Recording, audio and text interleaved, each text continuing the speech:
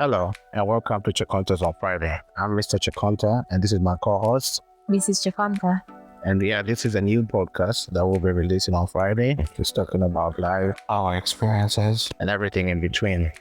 So sit back and enjoy the journey.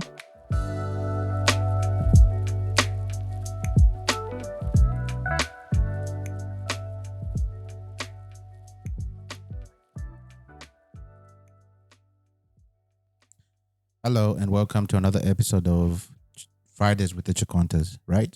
Yes. I see you thinking really hard. Yeah, I'm still getting used to it. So this is episode 8. And we'll continue with our review of Blue therapy. Yeah, blue therapy in love or toxic. Yeah. And yeah, this is episode 2 of our review. So yes, so where are we gonna start? I was saying just before, I think we should start with Ray and Sean, just because I think we spent quite a lot of time on the other one reviewing Tunde and Mary. Okay. And I don't think they've given a lot more, from the previous review. So I think it'll be quite nice to kind of go a different order, go Ray, Sean, and then maybe go in Lauren and Michael, and then Tunde and Mary last. What do you think? Yeah, we'll see how it goes. We'll see how it goes. And then we can, we'll just see how the whole episode goes. So just before we start, our disclaimer is we're not endorsing this. This is just something we watch and we're trying to explain it from a biblical perspective and trying to just, gauge what we are watching on TV. And I think one of the things what we are encouraging everybody is when you're watching something, always have discerning eyes.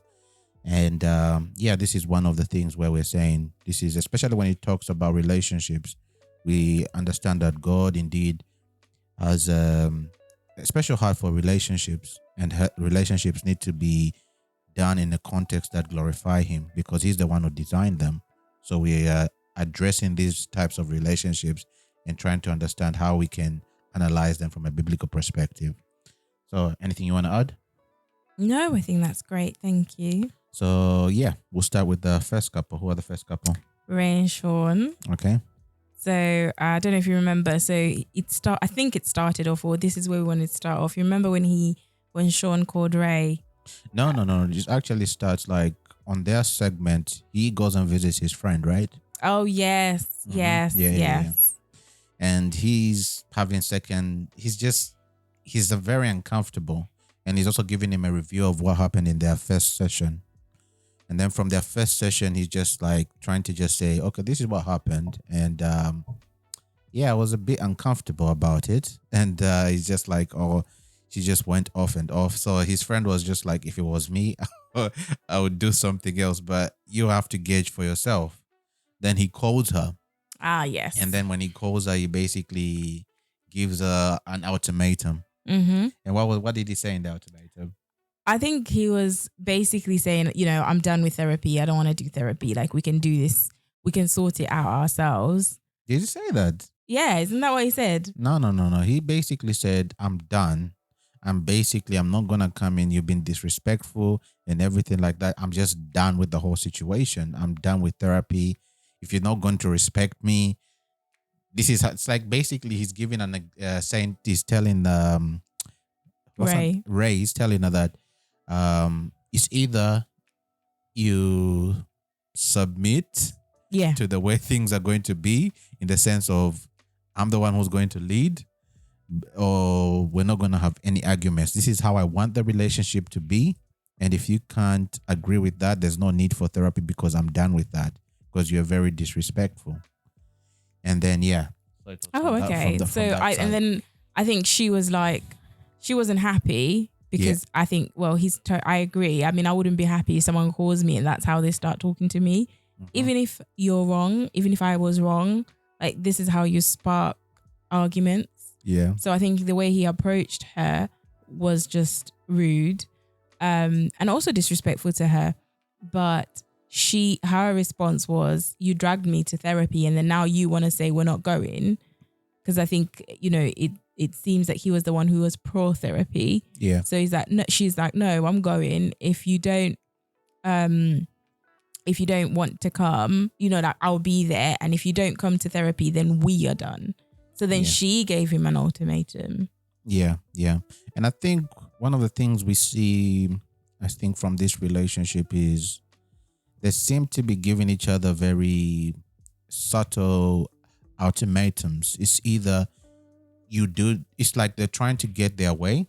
Yeah. And the way it's like the communication style is always, you do this or else we're done. Yeah. You do this. And those ultimatums I don't think are helpful in a relationship. No. Because it mainly feels like there's no room for conversation. Mm-hmm. And there's no room for us to basically discuss and try to understand where the other person is. It's automatically basically showing that one person is on this side and that person is not budging.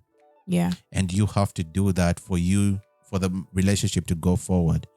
And I think in those situations, like, the relationship will always be one-sided, because all the other person will be just saying, okay, I can get this my way. And because I can get it my way, I'm comfortable with my way. And I think this is the thing we've also learned in our own relationship. We are very comfortable with the way we are.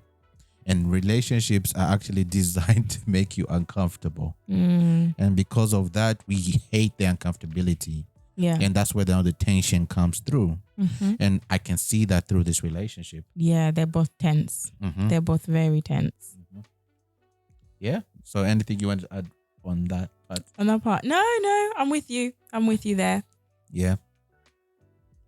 Yeah, go ahead. Oh no, I was gonna move on to the part where they go to where she's waiting for him in therapy, whether he's gonna show up or not. Oh yes. So yeah, it's not very dramatic because she went there. She's like sat down in the lounge by herself, and then went in. Okay, one thing I like to say is, like, I actually like this other therapist, the black guy. Okay. I think it's brought in. I think the first season it was just one lady who's also on the show this time, and I think maybe because the couples were not too much, as in there were not a number of. There weren't a lot. Yeah. There weren't a lot, but now because of the variety of couples, they had to add in another voice. And I think having that voice and just seeing the way he is, he listens and he tries to. I think there's sometimes where I feel like he wants to give his thoughts. Yeah, he's holding himself he back. has to hold himself. You And I can think, see his facial expressions sometimes. I know. And I think that's also a good lesson for, like, when somebody's a mediator. There has to be a level of where it seems sometimes where the mediator is trying to put their own, how can I say that? Put their own opinion, put their own voice. Yes. Put their own voice or opinion in it so much to the point of where it becomes more of the mediator trying to drive the narrative to where he feels something is comfortable instead of listening to the situations in that specific relationship. Yeah, or taking sides, because I think sometimes it's clear which side you should take as a mediator or as a person. But I think it's really good that although you can see that he might not be agreeing with a particular person, he challenges them. I like how he challenges them by asking them a question, or twists it and makes you feel like, but he knows what he's saying, but he's just saying it by asking you a question so that you can think about it and hopefully come to the same conclusion he does. Yeah. And I really like that about him. Yeah, I hadn't noticed until you pointed it out, and then now I'm like, oh yeah, I like that. Like I like how he asks them questions, how he sees things. But yes, I've noticed his facial expression, so I'm like, I don't think he agrees here, but he's really trying to hold it down. Yeah, and I think that's another advice I'll give, especially people in relationships, bring somebody who's balanced. Yeah, because I think sometimes we try to. Especially just in general, we always go to people who always be on our side. And I think one of the things we've learned, especially like family side, family will always be on your side. That's true. Like if you bring, like, if me and Tamela are having an argument, for example, and then we bring someone from my side, it's more likely they're going to side with me, vice versa. Yes. So, yeah. And even our careful. friends sometimes, our friends I think have been really good. Yes. They've been really impartial. We have really good friends who are able to look up both angles, so that's really good and helpful. So that's just the side, that's just on a side. But yeah, back to Ray and Sean yeah. and Ray. So she sits down there and she's basically now telling the therapist about what was going on, right? Yeah. And then they're there like wait. Well, he asks her a few questions and they're there waiting for Sean to show up. And I generally didn't think Sean was gonna come. I really did not think he was gonna come. But obviously because it's a show, I was like, oh, maybe he'll show up. But I think I would have been fine if he didn't show up because I don't know, the level of attitude that Ray gives Sean is just on another level. I just think she disrespects him so much that it's crazy. And yes, I don't think he helped himself by calling her in such a disrespectful way instead of just saying, look, Ray, I think we need to talk. What happened that day, But I think he was just trying to be, I don't know, trying to bring out the man in him. I don't know if that's the right thing to say. I feel like, I don't know if I'm wrong, but you know, like if a lady or a woman speaks to a man in a degrading manner or in a disrespectful way, like as a man that eats at you, you feel that, and then you have to, it's like you feel like now you have to rise up above it and be the man, whereas you're already a man, if that makes sense. But you feel like you have to either, you know, it's how you speak, whether it's how you talk to that person, whether it's, you know, the words that you use, but it's like you become more aggressive, I think. And I think you could see that in Sean, like he wasn't as aggressive in the first episode as you could see here, his aggression come up in the second episode. And then you know, us women, you know, then you start to say, oh, he's aggressive in his mannerisms or in his voice or in his tone. But she was so disrespectful to him. Not that it makes it any better, but you can see how it played out. Yeah. And yeah, I think, to be honest, I don't know how to emphasize this, as in we've talked about the issue about love and respect. And I think for him, he wants respect. And I don't know, maybe Sean, what's her name, Rain, she's trying to also get some respect and also find love. But her aggressiveness is, you, especially with men, if you come with them aggressively, they end up becoming a bit more aggressive in their tone. And I think those relationships is, I think, a bit toxic because it becomes more of, maybe, I don't know, maybe that's the way she grew up, on how she expresses herself. And I think she probably even said something like that, right? I can't remember. I think she was saying that, I can't remember. There was something she said about the way she is. Where if somebody disrespects her, she's not going to allow that, basically. Okay. And especially she's very protective about her family and everything like that. Yeah. So I understand when you're saying you didn't think Sean was going to come, especially when the way that conversation ended. Yes. So when we saw her by herself, I think because, like you're saying, it's a show, and I think they'll put some dramatic spin to it. But I also understand, like, if we had to put it into real life, these are things that really happen, where, like, you've been given an exercise and the exercise just fails. And then the other person is just saying, what's the point of this this therapy that we're going to? And what's the end goal of what we're trying to do?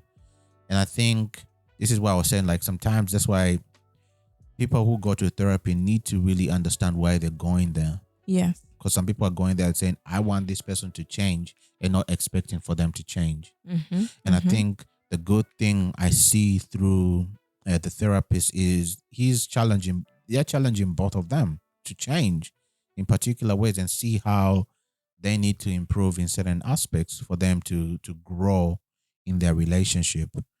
So yeah, so when she sat on the couch, she just gave him a brief what was that? A brief is it intro? A brief intro. Oh, No. To the therapist. Yes, she gave him a brief overview of what happened and why Sean is not around. Yeah. And she's like, yeah, he called me and blah, blah, blah, and all that stuff. And yeah, I told him if he doesn't show up, this is going to be the end of it. Yeah. And Sean shows up. And yeah, what happens after that? I think, you know, they have a conversation, and then one of the conversations that they had, or they have conversations, was about Ray's social media profile. And this got us talking, remember, when you were Yeah. saying, how should people in relationships interact on social media with other people? So I think Sean is not very happy with, or doesn't even follow Ray on Instagram because he feels that, the way she portrays herself, Yeah. is not very, I don't know the word, I can't remember the word he used, but she was not very happy. Did he say that I can't remember. I'm really trying to find the words. She basically said that It's her job. And that's how she also became more confident, Yes. because she was not naturally confident. Yes. And I think when she started going on social media And posting herself, exposing things I think were too much. Yeah, Sean was like, Yeah. oh yeah, I remember that example. That was not a good example. And if you take a screenshot, and then zoom in, you can literally see things in between. I know. So and they did show us her profile, and you can see quite a lot. They did show us on Instagram, you can see, her cleavage, her boobs and all this, and you can see quite a lot, from my opinion. So in half of them, she's in bikinis, or in a bikini with a thong. I'm not sure. Please, if I'm wrong, I might be wrong. I'm just trying to remember. But yes, she's in quite a lot. And she's saying she's modeling those, and that is her. I think there's two elements. One is she makes money from that. But And then another part is her identity. But she says she's not making money yet. I don't remember that. Really? So I think she says she's looking at more of, I think it's like an investment to get more sponsorships and everything like that. Because she was actually saying, but you actually model underwear. In boxes. Yeah. And then it's like, but that's a job. Yes. So I think that was where I think maybe, I don't know, maybe I may be wrong, but she's not getting paid for posting it. Oh, okay. Yeah. No, we'll go back to it because I know it's because we watched it last week, didn't we? Yeah. So we're trying to review it from memory. But I think it's, you asked a good question saying, do men and women have different standards on social media? Yes. I think they do. Tell us, what do you mean? I agreed with you because I feel like I was being biased myself, because when I saw his pictures, I was like, well, they're not that bad. But actually, he wasn't wearing a shirt. He wasn't wearing a vest. No, you could see his whole chest. It was just boxes. Whereas if it's you could see his nipples. Yeah, he doesn't have, breasts, the fatty tissue, but he does have nipples. Whereas if it's a woman, you just seen her cleavage, we already make judgments. And, just seeing her stomach, we already make judgments. Whereas with the guy, I think, us as people or society, it's like we won't look at a man half naked the same way we'll look at a woman half naked. I think the question I asked you was, are there different standards for men and women? Yes. And I said, yes, I think there is, although there shouldn't be. I think there should be, because I think if we're looking at biblical principles, I'm trying to say, like, I think the issue where they talk about women being modest.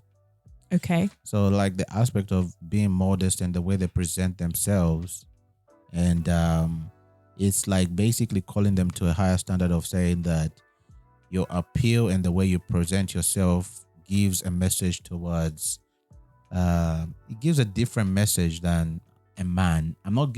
This is not giving. No, I'm listening because I'll make my own comments afterwards. I don't think it's like giving, what's the word? A pass for men to be also shirtless and everything like that. I think there has to be an aspect of respectability. But I think with women, I think the way we as men are very visual.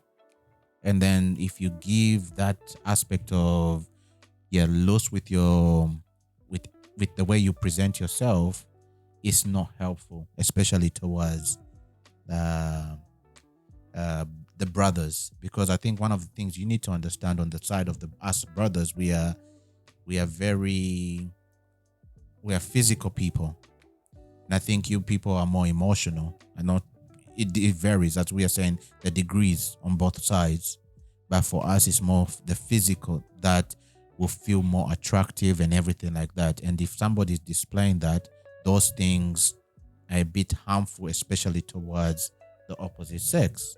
So I think that's why I think there is a level of where there's a level of harshness and trying to say present yourself in a manner that is respectable, not only towards yourself but also in society, because what you're presenting is to society. You're not just basically posting and saying this is for me privately. You're posting with the aspect of I want other people to look and I want compliments.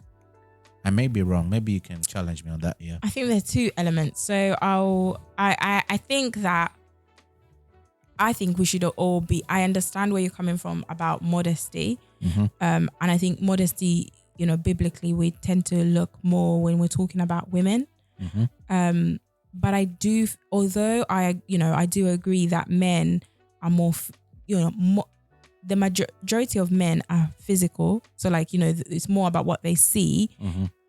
But even us women, we it might not be at the same degree or the same percentage, but even us women, we do get attracted by what we see. So seeing a man in boxers with his six pack, hello, that is something. So I don't think that we should be, we should be held, we should be a higher, women should be higher, kind of be held at a higher degree or higher, I can't remember the phrase that you used, and then men a bit lower because they're men. I think we should all be on the same page. If a man is like, why are you posting yourself shirtless?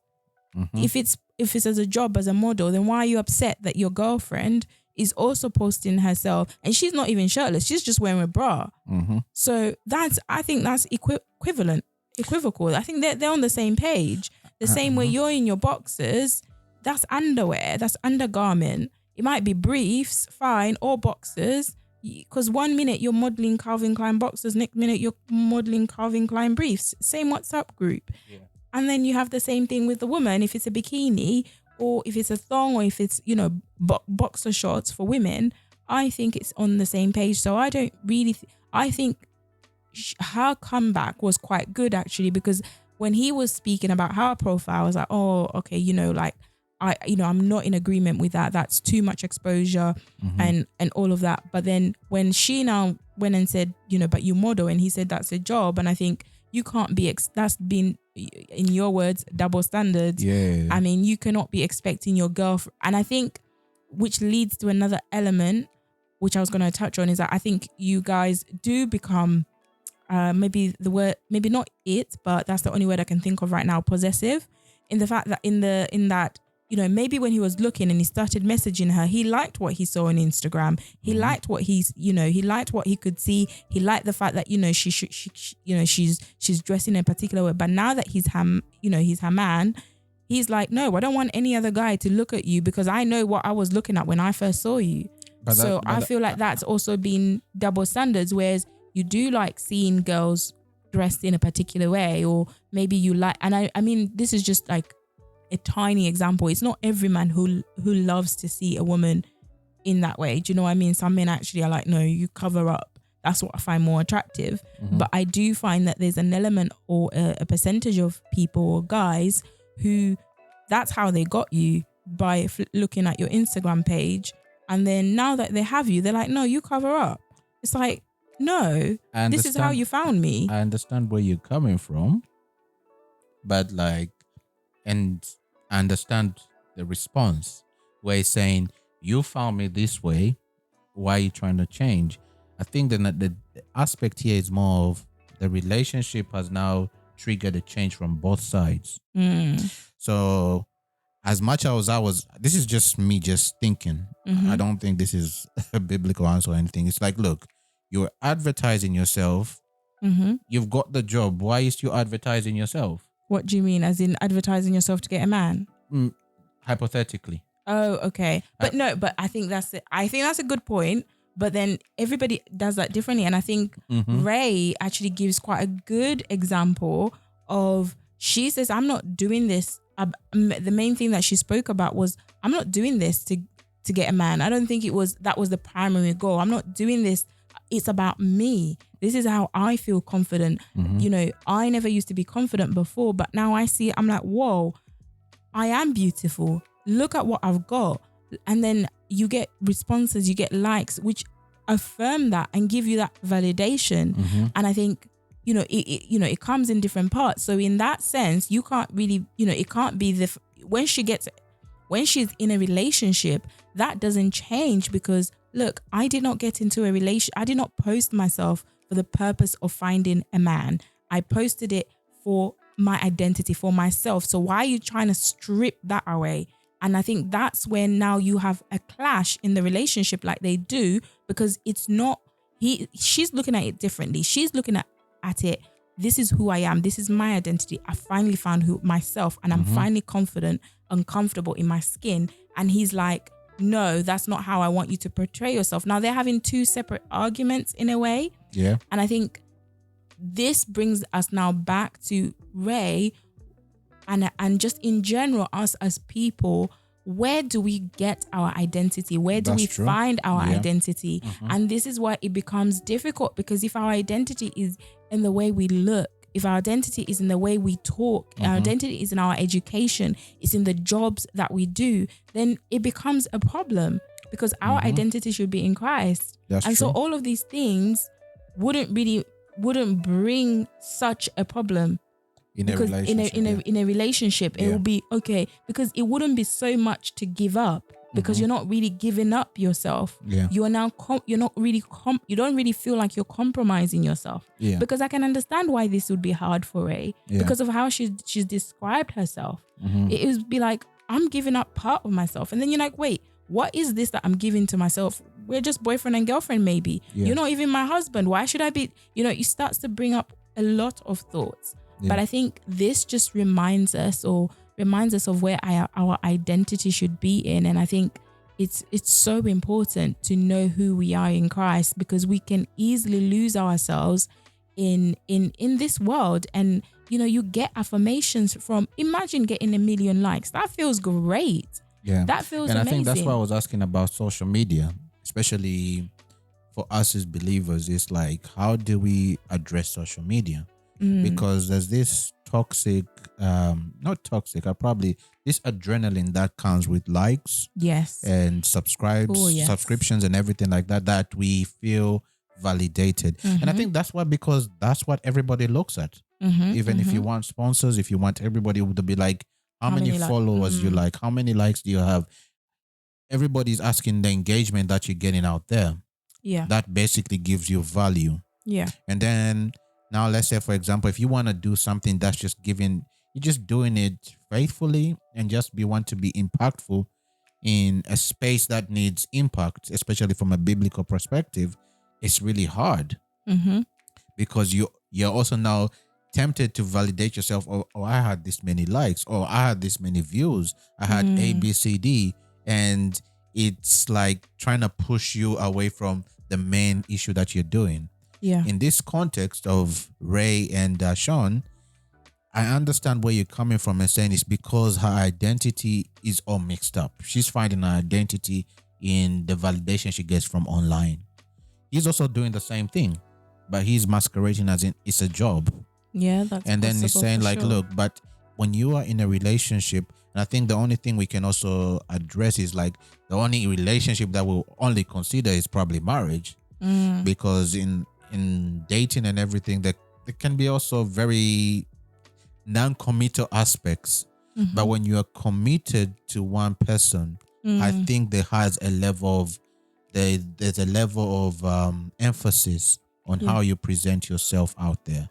Your representation out there is a representation of that other person. And that's why I'm saying, like, if like, you're my wife now and you're posting certain things, I'm just like, I don't like that. But you didn't mind seeing some of my posts when you were like, oh, she looks cute. Tell the truth. But my question is like, but now you're my wife. I see all those things that I was seeing out there, and I'm saying like, but now you don't want nobody else. We're in this space. We've made a commitment. So I'm just like, but yes, I don't know if you're advertising, but I don't think you were advertising. No, I was not advertising. But I'm just like, but just saying things. I'm just like, you can't do that because you're my wife. I don't want other people to see what's mine. That's what I was talking about. There's a level of, you have to be selfish. Yes, you're my wife. In the same way as you as my wife, they'll be saying things you're saying, I don't want that.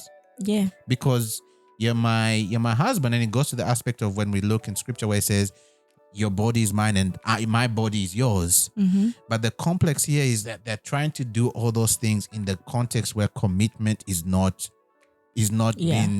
not emphasized. Or there is no commitment. There's no commitment, and marital commitment. their only commitment is we are dating. Yeah. And it's like going back to the same thing, like what that girl was saying. She's maybe right. Mm-hmm. I'm only gonna give you girlfriend energy until I'm not gonna do wifely duties. Yeah. And I think this is why we have to emphasize that relationships should always have a destination. Mm-hmm. And if that is not planned out from the beginning, then it becomes an aspect of where you're dating with no destination. Yeah, and the lines are blurred. And because of that, now you try to want to have a certain aspect of authority that is not given to you because you haven't given any aspect of commitment. Yeah. So she's got every right in the sense of saying, this is where I find my validation.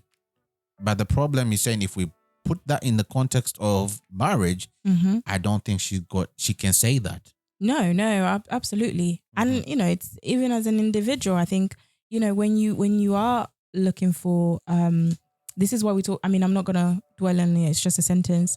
Like why we talk about when you want to get married, when you're preparing to get married. What are the things that you're doing that you could? What are things that you could do to prepare for marriage, to prepare for that stage in your life? And there's some things that you might be able to see in your life that you could easily do, or you could start to do now that might not be so much of a struggle when you find the woman or when you find the guy. Yeah. But yeah, it says a lot about commitment, and I think it brings us quite nicely. I don't know if you had anything to add about Ray and Sean. No. I know we've literally given them most of our episode time. Yeah. To Michael and Lauren. Yes. Michael and Lauren. Yeah. Remember how because their main issue is that Lauren is now becoming more famous, or she's spending a lot more time in the studio, going to gigs, and he's feeling like she's not giving their relationship the same energy that it used to have, or the priority that he's given to their relationship. But then I don't know if you remember, she made a comment about, well, how do I make us a priority? What happens if we break up? Yeah. And like my music is, she's made it very clear that is her priority, that is her goal, and she doesn't want to give anything else that level of, she's not willing to sort of give anything else that to sacrifice in her priority, cancel gigs or say no to certain opportunities, because what happens if the relationship breaks? And that's a good thing. I think that's a good question from her. I agree in the way she's basically saying, look, why do you want priority from me when I am trying to chase my dream now? And because I'm trying to chase my dream, what if this thing does not work out? We can look at that statement in various ways. In the aspect of, let's say, if you're in the dating stage. Yeah. In the dating stage where you've got no direction. And then now you're saying, I want you to put more effort in me. But then you're saying, look, a lady should be in her rights to basically say, if you want so much time of me, get married to me. Yes. I will give you that attention. And I will give you that energy. But now if you are not committed to me and you're expecting me to do certain things, I'm always going to be thinking from the other side of, I can't invest so much without getting something back. And getting something back is commitment and us building together. And I think that's why we, as men, we need to be very, especially in that stage of where we are either courting or everything like that, we need to be assertive on the direction of where we're going. If we're just in limbo, then there's no point of dating. Yeah. Don't go to somebody's daughter and start pursuing her without you knowing where you want to be if you're not ready to get married. And because of that, you're just putting yourself into situations that are very uncomfortable because you want certain aspect of energy in the sense of You want certain things of, you want her attention. You want her to come and see you. You want her to break rules at home. You want her to do ABCDs. And I think because of that, it becomes more of, you are undermining the authority that she's in. If she's maybe living at home, Yeah. you're undermining that authority. And then, but if you're seeing that she's actually doing those things to basically please you, I think that should be also a red flag. That means if you're married, she can also do the same thing. She won't respect you. If she can't respect her father and the authority that she's in, then it becomes a what's this. And I think this is something that you women should also you should emphasize and say, I can't do ABCD. It's true. And I think that's why some parents also tell, I think some parents are a bit harsh because they will say certain things. If he really loves you, he will wait. He will do A, B, C, D. Yeah, it's true. But I think the more you guys are engaging, there's so much passion and temptation. And I think that's why the scriptures even say that if you're burning, get married. Yeah. But I think sometimes some parents, they've got very certain aspects of when you can get married. Timelines for you. Timelines. And I think maybe some parents need to relax, but that's another question. But I think if somebody is ready, that will show. And if somebody can provide, can be somebody who can, that woman can now come out of her parents' care. Okay. This should be something that they should pursue. I think that's a nice topic. Yeah. How do you know you're ready? I know. I know. So she's very right in saying, look, I'm investing my time in something that I think will help me bring money and everything, but you want me to be committed to you. But again, it now goes to the other conversation of, then why is she in a relationship herself? Exactly. That's what I was going to ask. Why is she in a relationship herself? Because she wants a certain aspect of, I'm focused on that, but I'm not focused on you. And I'm saying this is the complexity of just relationships. There's a level of where we want to get something, but we're not ready to give something back. Yeah. And because of that, we're just in a sense of either infatuation, lust, and all those things. And then when it comes to now the big issues of either commitment, we are not ready to step into those situations. Yep. And because of that, now that's where we come and we start to compromise. We start to now give things that we should not be giving. We start to now misbehave. We start to become more promiscuous in the relationship. Start to do A, B, C, D instead of reserving those things for marriage. Yeah. And it now brings a whole complexity of where people will be doing so many of those things. And then when something happens, now you have to make those big decisions. And then somebody says, no, I'm not committed. I have to do A, B, C, D. And this is where we're saying, and we understand some people have done those things, and we are gracious and we want to extend our heart towards them and know that mistakes are mistakes. No, we all make mistakes. We all make mistakes. All learn. But again, it's also another thing of where we're saying, well, even us, we can make mistakes. Oh, yes. But it's the aspect we're trying to say, relationships from a biblical perspective is about commitment. And we see also the same thing when we have this commitment, especially the relationship we have with the Lord himself. There's an aspect of commitment from him to the point of where he dies for us, calls us to himself, where we now have an aspect of where we live in a position of where he's walking with us daily, and to the point of where we'll be ushered to be in his presence forever. And that's commitment. He's not saying, I'll just save you and then leave you.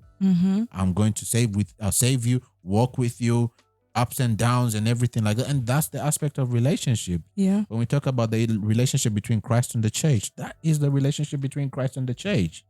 He doesn't forsake her. He gives himself for her. And there's an aspect of where that issue is the sacrifice that we are giving is for a long-term goal, because we are committed towards one another and we are committed to God. And if that is not in the vicinity of what we are trying to do, it becomes complicated. Yeah. And I think sometimes we've also struggled with that in our marriage, because there's sometimes where we're struggling with just life in general, because we want to be committed to one another, but the world is tagging us to basically be something else. Yeah. Yeah. In the sense of saying you need to be A, B, C, D. You need to have an X amount of money. You need to be all this and that. And then we apply that to our relationship, and we now see there's a tension that comes through. Exactly. And because of that, this is something that we'll always wrestle with. But the good thing is, because we are committed to one another, we'll wrestle with those things together. And there will be some times where we will feel frustrated, because we've made that commitment. It's very hard for us to just say, I will pack my bags and go. Because you packing your bags or me packing my bags now means it has also a legal ramification that we have to also address before we move on and want to go our separate ways. And I think that is why I think the emphasis of why people are saying, it goes back to that conversation that Tunde was saying about why should you be married. I wanted something to be legal. It has to be legal. It shows the importance to the point of when, if we're leaving something, there's an aspect of where there are legal ramifications of your breaking this contract. In any relationship, even like, let's say you have a phone, for you to come out of that contract, there are legal ramifications. And I think that comes the aspect of also in a relationship, we have to take it seriously. Yeah. So yeah, I think I've rambled a bit. Oh, you have preached, baby. So yeah, Thank go ahead. you. So yeah, go ahead and I don't know what you're saying. Yeah. No, I don't even know where to go. You've said it all. Like, that's amazing. That's true. Yeah, I don't have any more to add to that, to be honest. That is Anything very about true. the relationship that you? There is another part, but I think we've gone in depth already, and we've used a lot of our time. Remember when the talk on Sasha, Michael, Lauren, and Sasha, Lauren's other friend. So I'm not going to go into details. I think one of the questions that we were then later discussing was, can men and women be friends and there be nothing else? Yeah, and that's a whole topic altogether. I think But that's a whole topic. Yeah.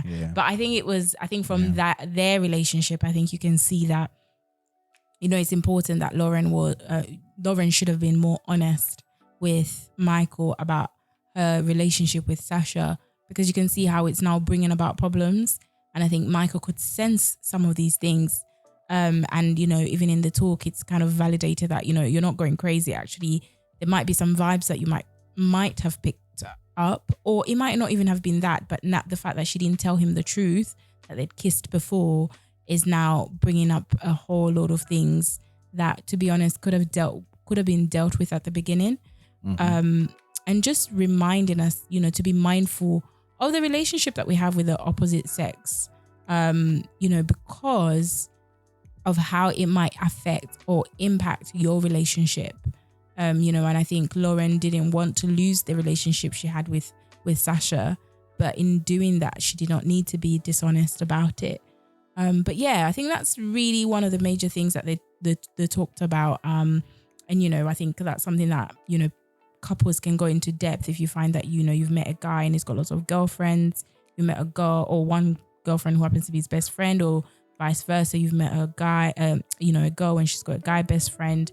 It's really important to have these honest conversations about how you feel about their interactions. And also, I think it comes a point where you need to really ask yourself, why is this person my friend? Like, if you're getting in a serious relationship and you've got, a good relationship with someone of the opposite sex, some things might have to change. And I think that is part of compromising and growing in yourself and in your relationship.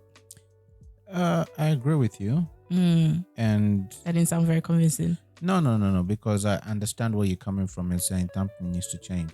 I think if you come to our relationship, I think I have friends who are from the opposite sex. But the thing I really appreciated about my friends from the opposite sex, that they're very respectful. And I think over the years, the dynamics of our relationship is more of, they're more friends with you than me. Yeah. Although I talk to them sometimes, but they gravitate more to you as a form of respect. Yeah. In the same way, I think if they are in relationships or they're married, I will gravitate more to their husband.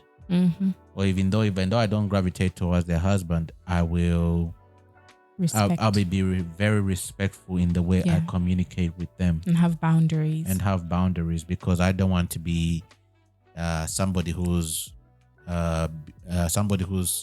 bringing confusion. confusion Yeah. in their relationships. Definitely. And I think the good thing I really appreciate about all my friends who are from the opposite sex, Yeah. who have kept as friends, are very respectful. I No, don't know. definitely. Maybe I may be. No. I agree with you. Yeah. There's no Yeah. doubt about that. Yeah. So are we going to go any other couples, or should we continue? No, I think we're almost done. To be fair, there's only Tunde and is it Marie? I've already I've forgotten her name. I don't think there's much more in their conversation that came up in this episode. There was a lot. I think there was I think a bit of interaction I think one of the about things that I that came was that she was hiring people to drive her in Lamborghinis and everything. So Tunde was saying he doesn't feel like the people who she feels like she's hiring, she actually thinks she's doing something with those guys. yeah.